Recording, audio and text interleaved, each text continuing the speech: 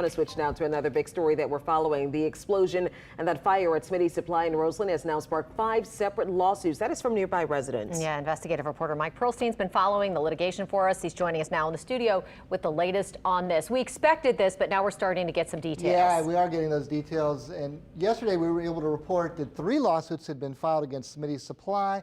Well, that number has now grown to 5. The suits were filed in Tangipahoa Parish, where the 56-year-old oil and lubricant plant is located.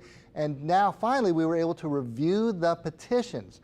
While nobody was reported injured by the explosion or fire itself, the lawsuits claim damages in the form of explosive and potentially toxic chemicals and debris in the air, ground, and water. One lawsuit is asking for damages tied to the mandatory evacuation that was ordered for people living near the plant. Also, in language common to these types of suits, claims are being made for emotional distress, business interruption, and potential damage to property values. 4 of the 5 lawsuits that were available to review requested that the claims be consolidated as a class action, something that is not surprising, Katie and Charisse, given the magnitude of this accident. Now, I still haven't heard back from attorneys for Smitty's, but we did hear directly from the company for the first time since the explosion.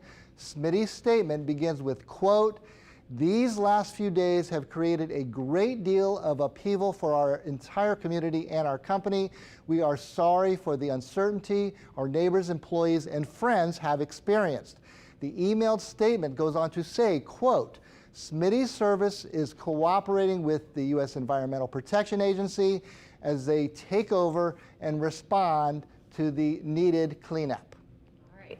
Mike, all these lawsuits are asking for class action status. So how do you think that's going to play out in court? Well, and we have seen this before. In fact, fairly recently with the Ida nursing home case, those lawsuits tend to be so similar that they get consolidated so that the similar claims can fall under one judge on one calendar timetable. I absolutely look for something like that, having now seen the claims very, very similar.